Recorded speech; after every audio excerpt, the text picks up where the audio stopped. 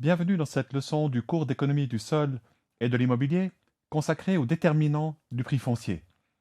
Nous connaissons les déterminants du prix foncier dans les grandes lignes. C'est d'abord le prix de vente des bâtiments qui peuvent être construits sur le terrain, c'est le prix de construction de ces bâtiments et c'est aussi la marge de promotion. Or, tout cela dépend des caractéristiques du terrain. Par exemple, la densité autorisée ou la constructibilité ou encore la situation du terrain. Donc, ce sont des caractéristiques du terrain qui influencent son prix en passant par le prix de construction, par le prix immobilier et même par la marge ou le taux de marge. C'est ça que nous allons approfondir dans cette leçon. Nous avons déjà vu à de nombreuses reprises depuis le début de ce cours que le prix d'un terrain dépend de ce qu'on peut en retirer. Au début, ce qu'on retirait, c'était simplement une rente foncière. Et on trouvait que le prix du terrain était d'autant plus élevé qu'il permettait d'obtenir une rente foncière plus élevée. Donc les terrains les plus productifs sont ceux qui obtiennent les prix les plus élevés dans ce premier modèle de la formation des prix fonciers. Ensuite, nous avons appliqué le même raisonnement aux immeubles construits. Et nous avons trouvé, par analogie, que les immeubles qui produisent les revenus nets les plus élevés sont ceux qui obtiennent aussi les prix les plus élevés de la part des investisseurs. Dorénavant, depuis le début de ce module, le terrain ne nous intéresse pas pour le revenu qu'il produit, mais pour la possibilité qu'il donne d'y construire un bâtiment qui sera vendu au titre d'immeuble sur le marché immobilier. Donc, quand le terrain ne produit pas seulement une rente foncière et qu'il n'est pas encore mis en valeur par des constructions, on va utiliser le modèle que nous avons utilisé depuis le début de ce module et qui fait donc dépendre le prix du terrain de la possibilité d'obtenir un prix immobilier après avoir investi le montant nécessaire pour construire des bâtiments. Et dans ce modèle, on constate que le prix du terrain, cette fois, est d'autant plus élevé qu'on peut en tirer un prix immobilier élevé avec, si possible, un prix de construction le plus faible possible. Et, si possible aussi, un taux de marge réduit par rapport à d'autres opérations. Donc, en d'autres termes, le prix du terrain est d'autant plus élevé que le prix immobilier de l'opération du bâtiment qu'on peut réaliser sur ce terrain est élevé, que le prix de construction est faible et que le taux de marge est faible aussi. Or, le prix immobilier est d'autant plus élevé qu'on peut construire beaucoup de surfaces et que ces surfaces puissent être vendues à un prix élevé grâce à la qualité du bâti, mais aussi grâce à la qualité de l'environnement immédiat et de la situation générale de la parcelle. En d'autres termes, un terrain bien situé permet de réaliser des surfaces qui se vendront à un prix plus élevé. De même, un terrain qui donne des droits à bâtir élevés, on verra tout à l'heure ce que ça veut dire, principalement plus de densité et un type de bâtiment qui se vend plus cher, eh bien, un terrain qui a des droits à bâtir élevés va aussi permettre d'obtenir un prix immobilier plus élevé et donc va se vendre plus cher. Le prix du terrain est aussi plus élevé si le prix de construction est faible, si les conditions de construction donc sont favorables, et ça correspond à un terrain qui a une forme pratique, typiquement rectangulaire ou presque carré, un terrain qui est plat, un terrain qui a une bonne qualité géologique, également un terrain qui est déjà entièrement équipé et raccordé au réseau. Tous ces facteurs permettent d'obtenir un prix de construction plus faible et donc un prix du terrain plus élevé. Et finalement, la marge de promotion, eh bien, elle est d'autant plus faible qu'il y a peu de risques et aussi peu de travail pour le promoteur et aussi que la réalisation peut être rapidement faite, c'est-à-dire que l'opération peut être achevée rapidement de manière à ce qu'il y ait un minimum de temps pendant lequel l'investissement du promoteur est bloqué et donc du temps pour lequel il faut le rémunérer à travers le taux de marge. Alors, en termes de qualité du terrain, ça signifie qu'un terrain qui a des droits à bâtir clairement définis et incontestés, où on sait très vite et on peut très vite commencer à réaliser une opération, qui se situe dans un voisinage qui est favorable à l'opération, qui ne va pas faire opposition, qui ne va pas bloquer la réalisation de l'opération immobilière. Et finalement, un terrain qui se trouve sur un marché favorable, donc on est sûr de pouvoir vendre les immeubles construits avec un risque faible, eh bien, ce sont toutes des conditions qui conduisent à un taux de marge plus faible et indirectement à un prix du terrain plus élevé.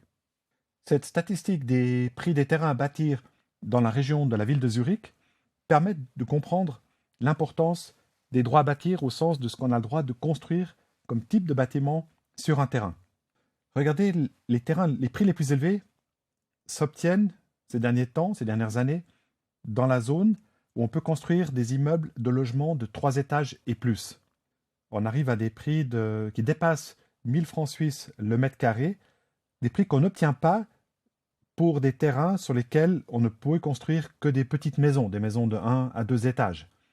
On ne les obtient pas non plus, ces prix très élevés, en zone mixte. Et les prix les plus bas sont pour des terrains où on ne peut construire que de l'artisanat ou de l'industrie. Donc des bâtiments multifonctionnels destinés aux activités économiques et non pas au logement.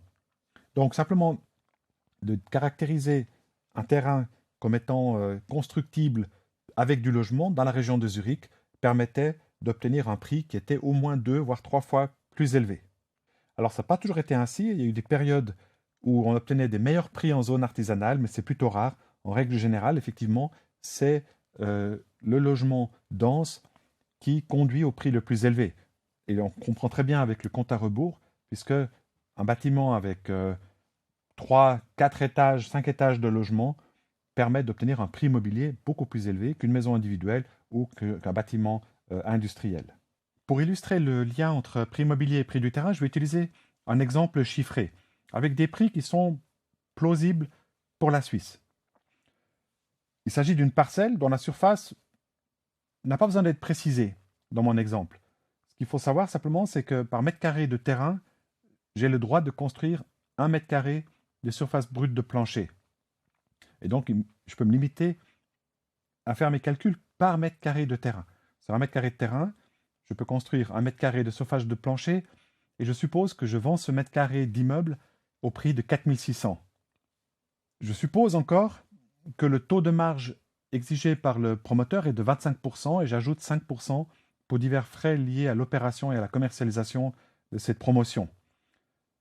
4600 divisé par 1 plus 30% me donne un prix de revient maximum de 3538 par mètre carré toujours. Je suppose finalement que la construction coûte 3000 par mètre carré de surface de plancher. Je soustrais ces 3000 du prix de revient maximum et ça me détermine un montant maximum pour le prix du terrain qui est de 538 francs par mètre carré de terrain. Les calculs ont été faits par mètre carré de surface de plancher, mais comme il y a une correspondance 1 pour 1, ça me donne effectivement directement un prix maximum du mètre carré de terrain, 538. Supposons maintenant que pour une raison ou pour une autre, le prix de vente de l'immeuble puisse être 20% plus élevé. Donc au lieu de 4600, il sera de 5520 par mètre carré de surface de plancher. Augmentation de 20%. Je garde le taux de marge. Du coup, le prix de revient maximum augmente également de 20%. Et je suppose finalement que le prix de construction, lui, n'augmente pas dans la même proportion, mais disons seulement de 15%. Il passe de 3000 à 3450 par mètre carré de surface de plancher.